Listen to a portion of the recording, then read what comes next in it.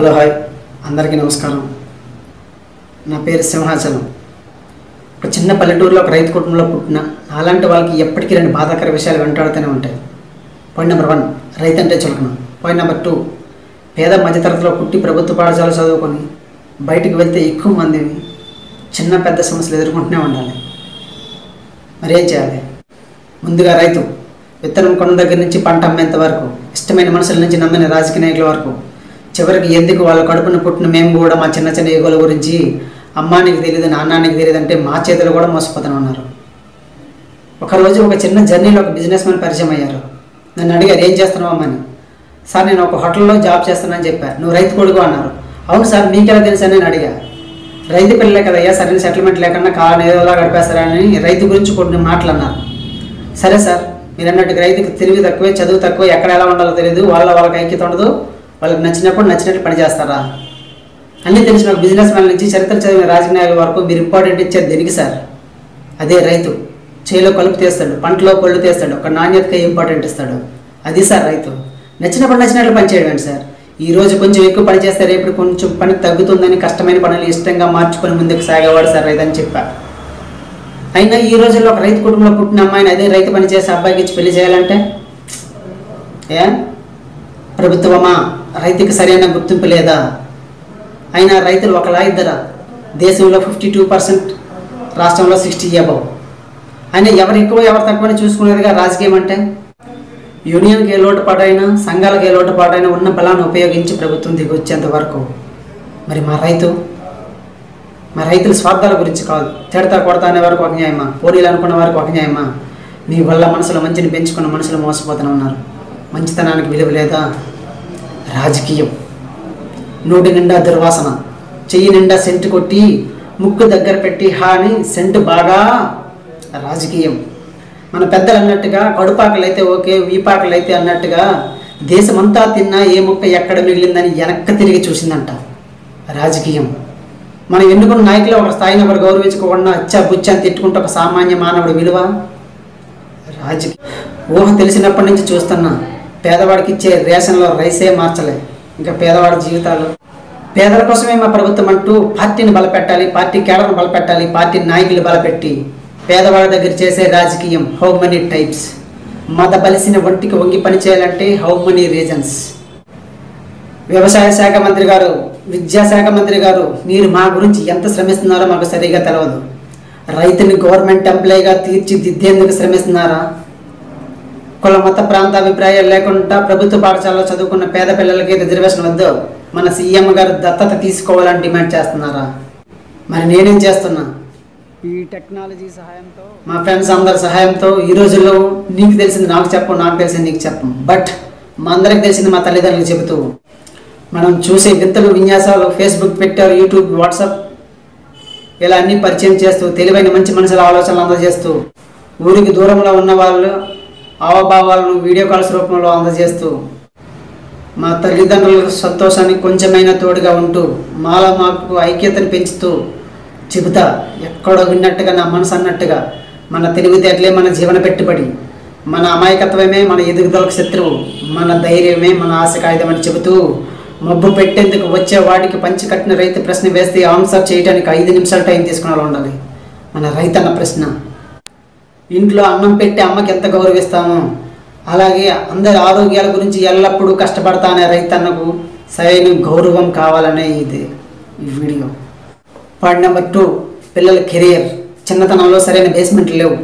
అవగాహన వచ్చాక ఇంట్లో చెల్లికి పెళ్ళని, అక్కడికి పెళ్ళని, చిన్న పెద్ద ఆరోగ్య సమస్యలతో ఏది సాధించాలన్నా కొంచెం దూరం అయితేనే ఉన్నా.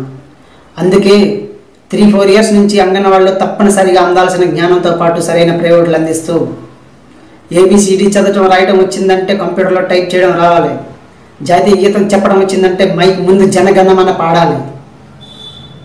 ప్రశ్నకి ఆన్సర్ చేయడం వచ్చిందంటే అనుభవాలతో ఉన్న పెద్దలు చేపట్టే ఇంటర్వ్యూస్లో పాల్గొనేలా చేస్తూ వాళ్ళ సంతోషాలు రెట్టింపు చేస్తూ వీలైనంత త్వరగా టైం విలువలను వాళ్ళ ఆశయాలను తెలియజేస్తూ ఒక క్రమశిక్షణగా వెలగాలి పిల్లల కెరియర్. మా పార్టీ గెలాలి. ఓటుకు 100 ఇస్తాం, 1000 ఇస్తాం, 1000 ఇస్తాం, కానీ ప్రభుత్వ భూముల్లో స్కూళ్ళు కాలేజీలు పెంచం, ఉద్యోగ అవకాశాలు కల్పించం. కానీ ప్రభుత్వ భూములు అవసరమైతే ఊరికో పార్టీ ఆఫీస్ పెడతాం, కానీ ఊరికి ఒక లైబ్రరీ ఉందా లేదని చూడం. ఎందుకంటే అందరు అన్ని విధాలుగా ఆరోగ్యాలతో సంతోషంగా ఉంటే మేమేం రాజకీయం చేస్తాం? అది కాదు రాజకీయం. అందరు అన్ని విధాలుగా తెలివిగా ఉండాలి, అందులో చేయాలి రాజకీయం. ప్లీజ్ అందరూ మన మనసుల్ని ఏ రకమైన తప్పుతో పట్టించొద్దు. ఎందుకంటే ఇప్పటి వరకు మనం అలా చేయబట్టే మన తల్లిదండ్రులకు ఇప్పటికీ మన రైతన్నలకు సరైన గౌరవం లేదు. మన డాక్టర్ కాదరవల్లి గారి సహాయంతో మన దేశం అంటే ఏంటి అని చూసే దేశాలకు ఇండియన్ ఫార్మర్ చేతి నుంచి వచ్చే ఆహారం తింటే అట్లీస్ట్ 1 year జీవితకాలం ఎక్స్పైరీ డేట్ పెరుగుతుందని గుర్తించుకునేలా ఉండాలి మన దేశం. నేను చెప్పేది ఏది తప్పైనా వీడియో షేర్ చేయొద్దు, లైక్ చేయొద్దు, మా ఛానల్ సబ్స్క్రైబ్ చేయొద్దు. అదే కరెక్ట్ అయితే ఇవన్నీ చేయండి. ఇది మా ఊరి ఛానల్. అలాగే ప్రతి ఊరికి ఒక ప్రెసిడెంట్కి ఒక ఛానల్ తయారు చేసుకొని మీ మంచి ఆలోచనలతో మన గురించి ఎవరు ఎంత శ్రమిస్తున్నారో, ఎంత సహాయపడుతున్నారో, మితిమీరిన తప్పులు ఎవరు చేసినా మనం వీడియో షేర్ చేసుకొని బయట పెడదాం. ఈ రోజుల్లో ఎంత కష్టపడి చదువులైనా పాలించేదే రాజకీయం. అందుకే ముఖ్యంగా చిన్న పొలిటీషియన్ నుంచి ప్రెసిడెంట్ల వరకు, ఎమ్మెల్యేల నుంచి ఎంపీ వరకు, సీఎం నుంచి పీఎం వరకు జీ ఆప్ भी షేర్ करना अपना दिल को. ఇంకో ఇంపార్టెంట్ విషయం, దేవుళ్ళు. మనం తప్పులు చేస్తాం, మోసాలు చేస్తాం, జనాలు తొక్కేస్తాం, దేవుడికి మొక్కేస్తాం. ఎక్కడున్నాడు దేవుడు? ఖురాన్, బైబిల్, భగవద్గీతలలో ఆ రోజుల్లో ఉండే నాణ్యతతో మనసు నిండా మంచిని నింపుకునే మహామనుషులు రాసింది. మనిషి అనే పదం ఈ భూమి మీద ఉన్నంత వరకు ఈ నియమాలను పాటిస్తే సుఖ సంతోషాలతో మంచి జీవితం దొరుకుతుందని. మరి ఈ రోజుల్లో మనసు నిండా భయం ఉన్న వాళ్ళు దేవాలయాల చుట్టూ, సరైన ఆహారం తిన్న వాళ్ళు హాస్పిటల్ చుట్టూ, నిర్లక్ష్యం, బలుపు, అహంకారం ఉన్న వాళ్ళు పోలీస్ స్టేషన్ చుట్టూ, ఒళ్ళు మాసిన వాడు బైక్స్ చుట్టూ.